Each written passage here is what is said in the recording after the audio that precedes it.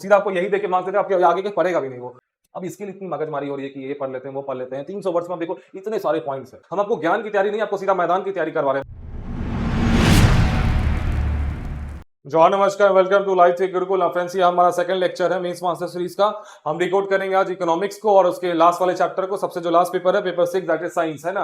आपको लग रहा होगा ये क्या है, क्यों इंपॉर्टेंट है? ये काफी इंपॉर्टेंट है बिकॉज यू नो कि यही चीज आपके लास्ट में काम आने वाली है। आप जो भी मोटी मोटी किताबें खरीद के ला रहे हैं ना मार्केट से, ये किताब, ये पब्लिशर की बुक्स, ये कोचिंग के नोट्स, फलाना ढिंकाना, तो ये आपके लास्ट में काम नहीं आने वाली है। With my experience of many years I am telling you, आप जब एग्जाम से आपके डेट आएंगे ना, लास्ट जो 1 महीना बचेगा, तो आपके यही 10 पॉइंट नोट्स, आपके यही इंट्रोडक्शन, बॉडी, कंक्लूजन, कैसे आंसर्स को फ्रेम करते हैं, इसी बेसिस पर अगर आप अभी से स्टार्ट करेंगे ना, तो आपकी चीजें बहुत आसान होने वाली है आने वाले टाइम में। अगर आप अभी से ये सब जाएंगे ना मार्केट में, टेलीग्राम ग्रुप से चलो ये पढ़ लो वो पढ़ लो, ये सब काम नहीं आता है। आपको इतना आपने पढ़ लिया, वहां पे आपको समझ ही नहीं आएगा कैसे डिकोड करे, जो कैसे आंसर लिखे 500 वर्ड में, आपको समझ ही नहीं आएगा।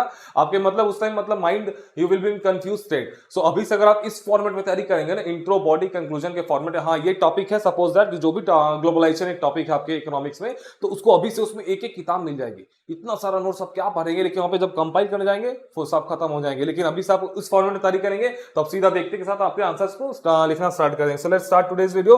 और ये हमारा टेलीग्राम ग्रुप है, इसको ज्वाइन कर लीजिएगा। इसमें काफी अपडेट्स देते हैं, इंफॉर्मेशन देते हैं।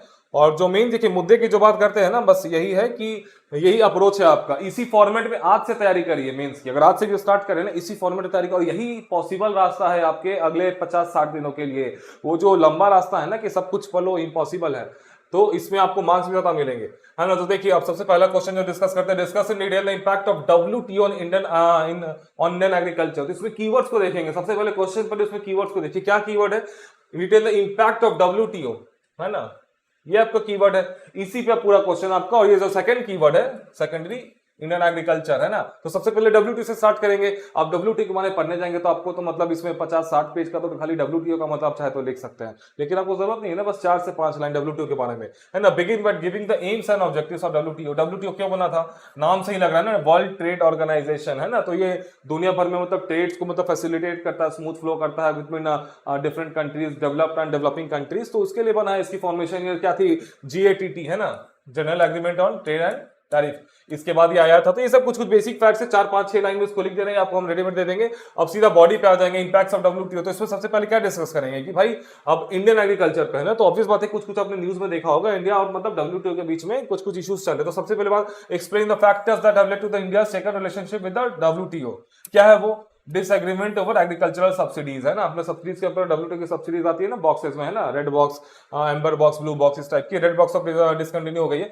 Intellectual property, services trade, special and differential treatment for developing countries and developed countries, and the functioning of the dispute settlement mechanism. ये सब कुछ कीवर्ड्स है ना। ये सब एग्जैक्ट मतलब ये वर्ड आपको कोट करने पड़ेंगे वहां पे एग्जाम में से। और आपको एक चीज बता दूं कि एग्जामिनर पूरा क्वेश्चन आपका नहीं पड़ेगा, यही सब खोजता है। इनफैक्ट आप जब भी क्वेश्चन स्टार्ट करने जाए ना, तो make the life of examiner very easy. Examiner की लाइफ को कितना आसान बना देंगे ना, वो आपको उतना मार्क्स देगा। आपको क्या लगता है कि 500-600 वर्ड कोई पढ़ता है? इतने सारे स्टूडेंट्स है, 5000 स्टूडेंट्स है, कोई नहीं पढ़ता। वो सब वो देखना चाहता है, अगर उसको दिख गया इजी वे में आपने दिखा दिया, आपको तुरंत मार्क्स देगा। आप बस ये सोचिए मैं कैसे एग्जामिनर का मतलब काम आसान कर दूं, जो है ना। आप जो 500 वर्ड का जो आपका आंसर है, बाकी को पढ़ने में उसको लगे मैं उसको कैसे 2 मिनट में उसको दिखा दूं, हाँ भैया ये मैं आंसर में लिखा है। आप सीधा क्या करिए कि स्टार्ट में एकदम इसको हाईलाइट्स करिए की पॉइंट्स को। ये तो स्टार्टिंग में मतलब कुछ ग्राफ या फ्लो चार्ट बना दीजिए कि हाँ ये मैं डिस्कस करने वाला है ना, इंपैक्ट्स ऑफ WTO। तो इसको सीधा WTO में लिख देंगे, इसका बॉक्स बना देंगे, इसमें एक मतलब दे देंगे इसका फंक्शंस, नीचे में एक इंपैक्ट्स, है ना। यहाँ पे एक मतलब बॉक्सेस वाला फ्लोचार्ट बना देंगे और वही चीजों को डिस्कस करेंगे नीचे में। तो एग्जामिनर इसी बॉक्स को देख लेगा, फ्लोचार्ट को देख लेगा, ओ माय गॉड इससे सब कुछ मैं को सब कुछ आता होगा, क्या जरूरत आगे पढ़ने की,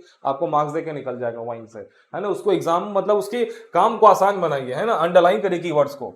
अब नेक्स्ट क्या, suggest reform that are needed to overcome the above, है ना। क्या रिफॉर्म्स है? Appellate body reforms, clarity on special and differential treatment and sustainable development, goal oriented trade negotiations. ये सब कुछ रिफॉर्म्स है मतलब उसके लिए। तो ये सब आपको मेंशन करना पड़ेगा, है ना। कंक्लूजन, अब कंक्लूजन कैसे इंड करेंगे इसके एग्जाम का? क्या लिखा हुआ है? Discussion impact of WTO। तो हमेशा पॉजिटिव या नेगेटिव नहीं, सिविल सर्विसेज एग्जाम्स की खासियत है आपको बैलेंस रहना पड़ेगा। बी बैलेंस अप्रोच लेके चलिए, ज्यादा पॉजिटिव नहीं, ज्यादा नेगेटिव, ज्यादा क्रिटिकल भी नहीं, ज्यादा नॉन क्रिटिकल भी नहीं। तो लिखना है the WTO agreement on agriculture has both negative and positive impacts, है ना। दोनों को मेंशन कर दीजिए, है ना। ऑब्वियस बात है कोई भी चीज आती है तो उसका दोनों तरफा होता है ना। तो on agriculture of India about 70% of Indian people depends on agriculture. ये सब कुछ फैक्ट्स देना है। Overall export import of agriculture commodities are directly और indirectly depends on WTO laws. Therefore WTO norms places vital role in upliftment of socio-economic conditions of rural population in India. In fact, WTO laws directly or indirectly affects Indian economy from agriculture sector. ऐसे इस type से मतलब positive और negative दोनों का balance है ना. हाँ जरूरी है लेकिन पॉजिटिव नेगेटिव दोनों, लेकिन इसको मतलब रेमेडियल मेजर्स अगर नेगेटिव यूज करते हैं तो. ये देखिए कुछ कुछ कीवर्ड्स थे इसके. पीस क्लॉज है ना, इंटरनेशनल ट्रीटी ऑफ WTO, जो एग्रीमेंट होता है ना उसको ये कहते हैं एग्रीमेंट ऑन एग्रीकल्चर है ना, AOA. Uruguay round unfairness and inequality, market access, domestic support subsidies है ना, जो आपके बॉक्सेस होते हैं, export subsidies, developed and developing countries, इसी के बीच में विवाद चल रहा था. सो यही है मतलब कुछ कुछ कीवर्ड्स है, इसको आप एग्जाम्स में मतलब आंसर्स में मेंशन कर दीजिए, हाईलाइट कर दीजिए और इसी को एक्सप्लेन कर दीजिए और आपको मार्क्स मिल जाएंगे. अब देखिए जो सेकंड क्वेश्चन हम डिस्कस करते हैं, discuss various provisions in latest national food security act show that the act may reduce insecurity among low income people. तो अब इसमें आपको देख के क्या लग रहा है कि इसमें कीवर्ड क्या है, नेशनल फूड सिक्योरिटी एक्ट है ना. अब थोड़ा सा ही पता होगा कि ये क्यों आया था, मतलब ऑब्वियस बात है, मतलब एक सब्सिडाइज रेट पे मतलब फूड देने के लिए. तो ये जो सेकंड लाइन है, शो दैट द एक्ट में reduce insecurity among low income people, इसका कोई सेंस बनता है? कोई सेंस ही नहीं बनता है. ऑब्वियस बात है नहीं, ये तो लो इनकम पीपल के लिए आया था. इसके प्रोविजंस को आप डिस्प्ले कर देंगे और लिख देंगे कि भाई इसका ये प्रोविजंस था, ऐसे ऐसे था, और लास्ट में कंक्लूड कर देंगे भाई ऑब्वियस बात है ये मतलब लो इनकम के लिए आया था. तो ये second line doesn't make any sense, automatic है ये है ना, इन्हीं के लिए आया ही था ये, लो इनकम पीपल के लिए. अब देखिए इंट्रोडक्शन क्या करना है, एनएफएसए को थोड़ा सा डिफाइन कर दीजिए है ना. एनएफएसए मतलब national food security act enacted with the objective to provide for food and nutrition security in human life cycle is by ensuring access to adequate quantity of quality food at affordable price है ना, to people to live a life with dignity है ना. Nutritional security, ये कुछ कुछ मतलब अच्छे word से यूज कर देंगे आंसर्स में, आपको मिल जाएगा, आपको हम दे देंगे इसका रेडीमेड. अब देखिए बॉडी में क्या आता है, प्रोविजंस एंड सिग्निफिकेंस दे दीजिए इसका है ना. ये सारे प्रोविजंस देखिए क्या लग रहा है भाई, लो इनकम गरीब लोगों के लिए आया था ये. कवरेज एंड इंटाइटलमेंट, ये सीधा मैंने एक्ट से उठाया ये सब पॉइंट्स, ये सब पॉइंट्स आपको लिखना पड़ेगा, थोड़ा रटना पड़ेगा है ना. कहा ना कि आप ज्यादा मत पढ़िए, ज्यादा इधर मत जाइए, आपको ऑलरेडी आपके पास बहुत कुछ है रटने के लिए, याद करने के लिए. इसमें देखिए ये सब अगर आप नहीं यूज करेंगे तो टेक्निकल टर्म्स है ना, मतलब ऑफिशियल मतलब डॉक्यूमेंट से उठाए हुए, तो आपको इसे नहीं देंगे तो आपको मार्क्स नहीं मिलेगा.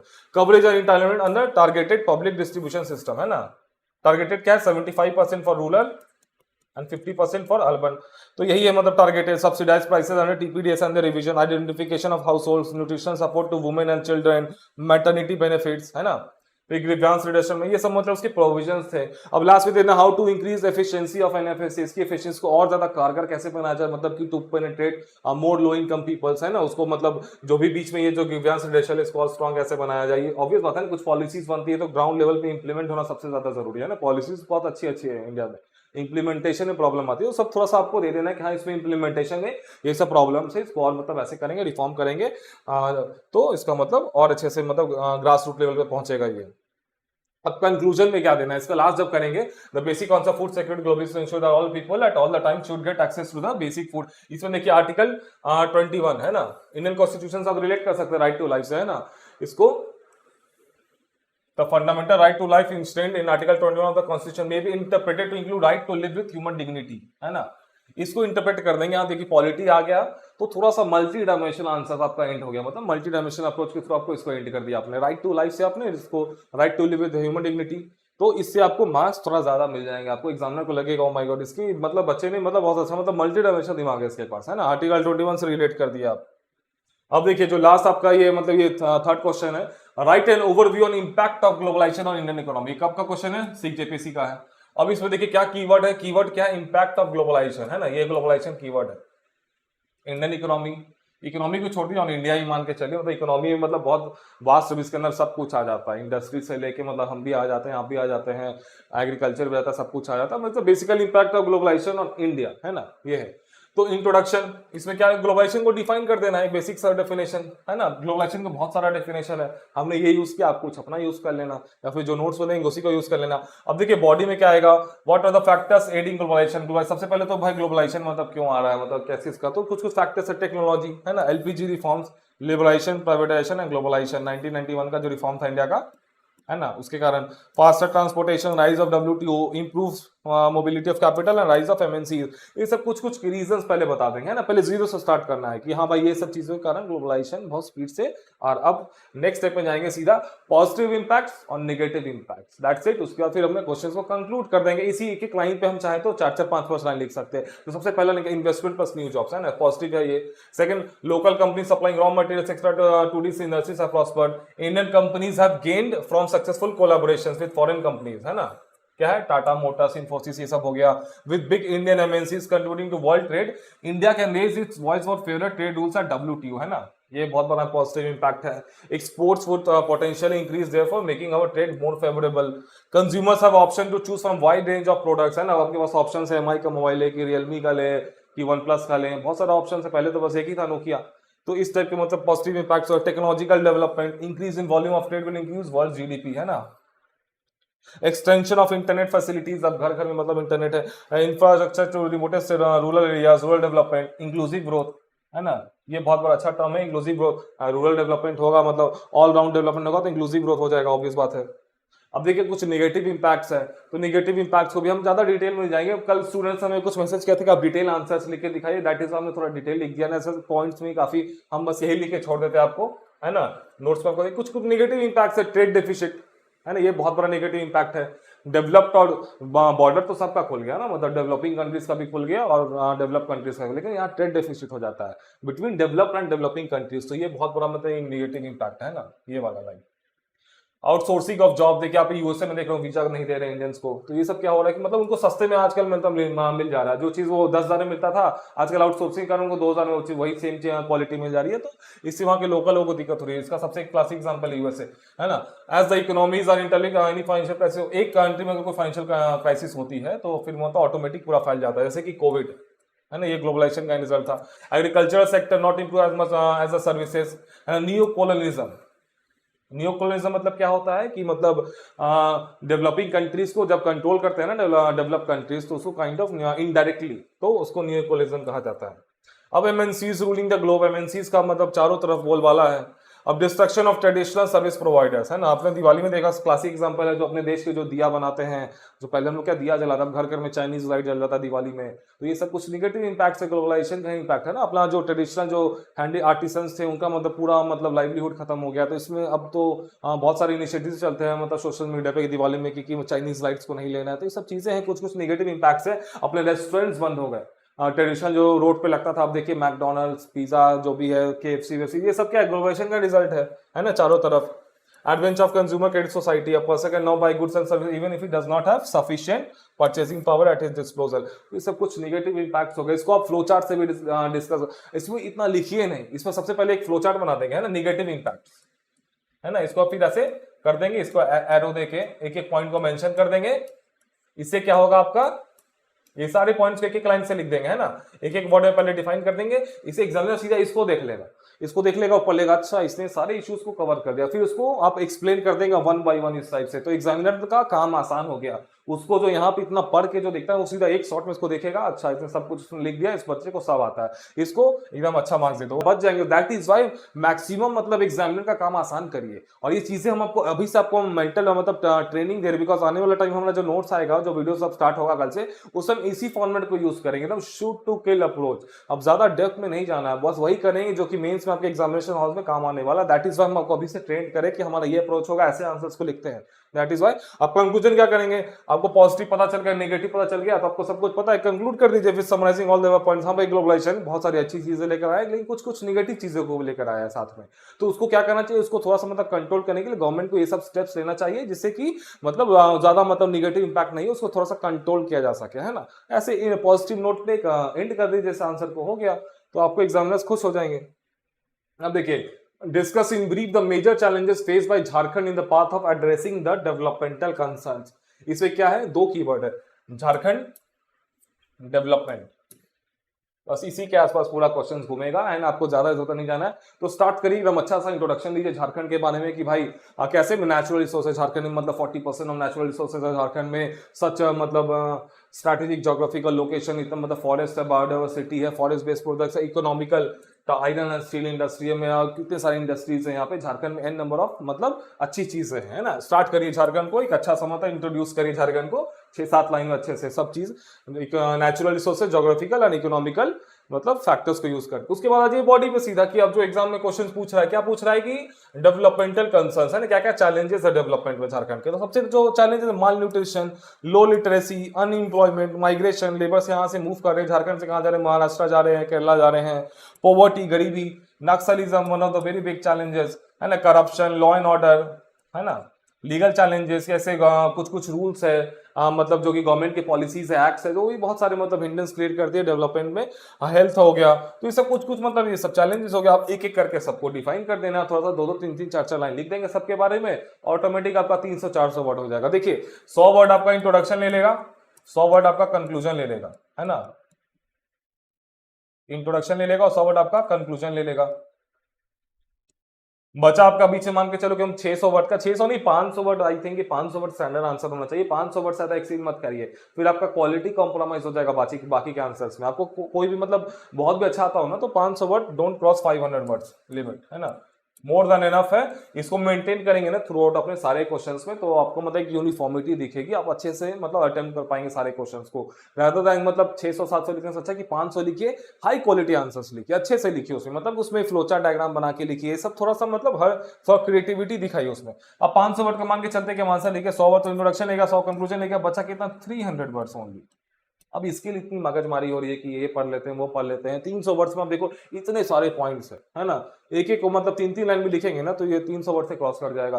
तो इस टाइप से कंक्लूजन क्या करना है, conclude the answer with remedial measures, है ना। हाँ ये चैलेंजेस है, तो गवर्नमेंट बहुत हद तक मतलब कामयाब हो चुकी है हमारी झारखंड गवर्नमेंट, मतलब इन सब चैलेंजेस को खत्म करने के लिए। जैसे नक्सलिज्म बहुत अमाउंट तक खत्म हो चुका है, अराउंड 70-80%, और भी बहुत मतलब गवर्नमेंट को ये स्टेप्स लेगी तो ऑब्वियसली मतलब डेवलपमेंट की पेस बढ़ेगी, है ना। चैलेंजेस को कम करने के लिए ये स्टेप्स लेना चाहिए, कुछ रेमेडियल मेजर्स दीजिए, ओके। सो इस टाइप से एंड करिए, ये नहीं कि झारखंड में अनएम्प्लॉयमेंट है आने वाला टाइम में और बढ़ जाएगा, नहीं, ये सब मतलब नेगेटिव नहीं देना है आपको।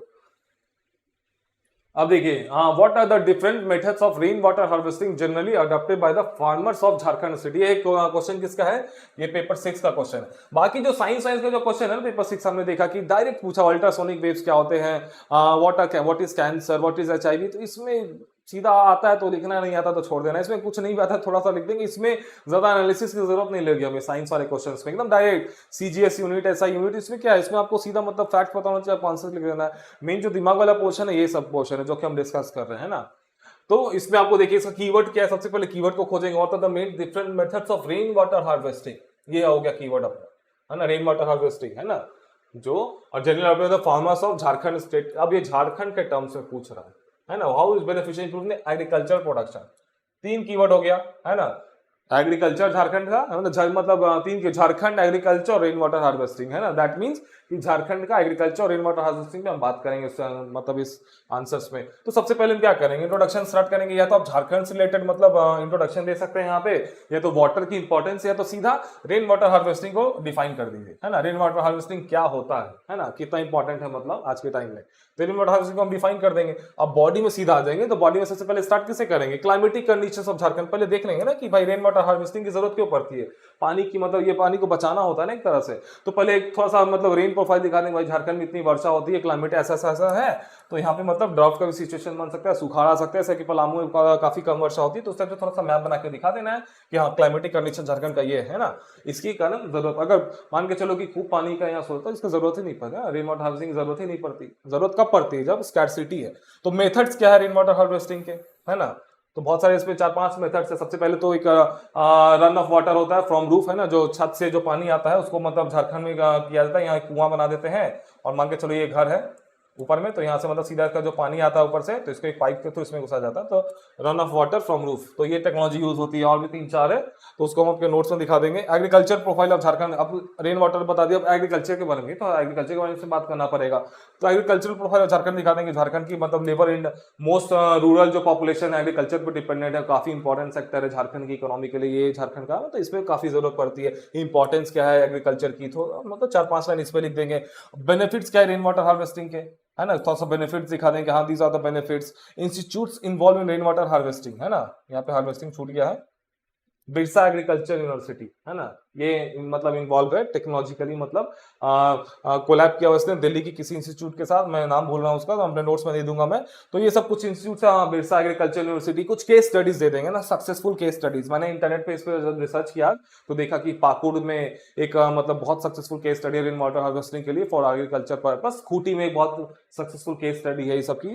तो एक दो केस स्टडी डाल देंगे कि हाँ देखो ये खूंटी में और ये पाकुड़ में, मतलब इसका इंटरनेशनल जर्नल्स का पब्लिश भी हुआ था वो आर्टिकल उसके बारे में, मैंने गूगल पे देखा, जिसको मैं डाल दूंगा उस केस स्टडी को अपने नोट्स में। सो दैट इज एक केस स्टडीज को डाल देंगे तो एग्जामिनर को लगे oh my God this student has, मतलब कितने मल्टी डायमेंशनल के सब कुछ। पहले आपने झारखंड के क्लाइमेट के बारे में बात कर लिया, फिर मेथड्स के बारे में बात कर लिया, फिर एग्रीकल्चर प्रोफाइल ऑफ झारखंड के बारे में बात कर लिया, फिर इसकी इंपॉर्टेंस क्या है, फिर रेन वाटर हार्वेस्टिंग से बेनिफिट्स क्या है, फिर उसका अपने इंस्टीट्यूट्स भी मतलब बात करिए कि भाई झारखंड की ये इंस्टीट्यूट मतलब रेन वाटर हार्वेस्टिंग की टेक्नोलॉजिकली मतलब इस पे काम करती है। फिर अपने सक्सेसफुल केस स्टडीज को भी डिस्कस कर लिया, तो एकदम आपने कुछ हो रहा ही नहीं इसमें, है ना। आप कंक्लूजन पे आ जाइए। तो इन द पॉजिटिव नोट की more better ways that can implement, और भी ज्यादा मतलब हाँ ये अच्छी चीज तो है, ऐसे इंप्लीमेंट हो रही है झारखंड में, इसमें और टेक्नोलॉजिकल यूज करके इसको और अच्छे स्केल पे किया जा सकता है। सो ऐसे आप एंड कर देंगे तो हमारे सारे नोट्स को इसी फॉर्म में अपने आज से जो पढ़ाई है ना सीधा इसी टॉपिक पर। झारखंड की स्पेशलिटी मैं बार बार रिपीट कर रहा हूं, जेपीसी की स्पेशलिटी है सीधा सिलेबस से क्वेश्चंस को फ्रेम करते हैं, कहीं नहीं जाते हैं। यूपीसी ऐसा नहीं कि लिखा हुआ है कुछ है, आंसर में क्वेश्चन में कुछ आता है, वहीं ऑन द स्पॉट वहां पे आंसर्स को फ्रेम करना पड़ता है। जेपीसी में आप राइट फ्रॉम आज से ही अपने आंसर्स की तैयारी कर सकते हैं और सीधा आपको एग्जाम में आके उतार दीजिए। ग्रामर चेंज हो जाएगा, रेन वाटर हार्वेस्टिंग दिया हुआ सीधा सिलेबस में, इसको दूसरी तरह से पूछ सकते हैं, लेकिन थीम तो वही रहेगा ना, रेन वाटर हार्वेस्टिंग झारखंड। तो आपको बॉडी तो अभी से आप तैयारी कर सकते हैं इसकी, कोई भी क्वेश्चन आ जाए मैं यही चीज लेके आ जाऊंगा उसमें। बॉडी इंट्रोडक्शन को चेंज कर दूंगा, क्वेश्चन को पढ़ लूंगा, इसके अकॉर्डिंग इंट्रोडक्शन और कंक्लूजन को उसी के टर्म्स में यूज करके एंड कर दूंगा, लेकिन बॉडी तो सेम रहेगी ना। मेन तो यही है, मेन तो यही है ना। तो इसमें और फ्लोचार्ट डायग्राम इसी से बन जाता है डायरेक्ट। तो आप ऐसे करके अभी से तैयारी करेंगे ना, तो छोटा छोटा एक एक पेज का नोट्स मतलब बिग टॉपिक पे, ज्यादा नहीं, उसी को रटिए, बार बार रटिए। आपको जो स्टैंडर्ड पॉइंट्स होते हैं ना, जब तक वो नहीं उतारेगा वहां पे एग्जामिनर नंबर, जैसे एनएफएसए एक्ट था ना, नेशनल फूड सिक्योरिटी एक्ट, कुछ भी लिखा थोड़ी नंबर देगा वहां पे आपको जो एक्ट का जो स्पेशल जो सिग्निफिकेंस जो पॉइंट्स मेंशन है उस एक्ट में आपको यहाँ लिखना पड़ेगा ना, वो एग्जैक्ट डिटो हूबहू, तो अभी ना एग्जामिनर खुश होंगे। तो इसलिए मैं कहता हूं कि मतलब एकदम कम से कम पढ़िए, उसको रिटेन करिए और इसी फॉर्मेट में पढ़िए, introduction body conclusion, that's it. तो अब हमारा कल से हमारा क्लासेस स्टार्ट हो जाएगा, इकोनॉमिक्स से हम स्टार्ट कर रहे हैं। टारगेट है जल्दी से जल्दी खत्म करने का, बिकॉज यू नो मेंस काफी लेंदी है ना। और ये अब डिजिटल बोर्ड आ जाने से हमें बहुत आराम भी हो गया। सो ऑल द बेस्ट और अच्छे से मतलब लेट्स मीट फ्रॉम टुमारो।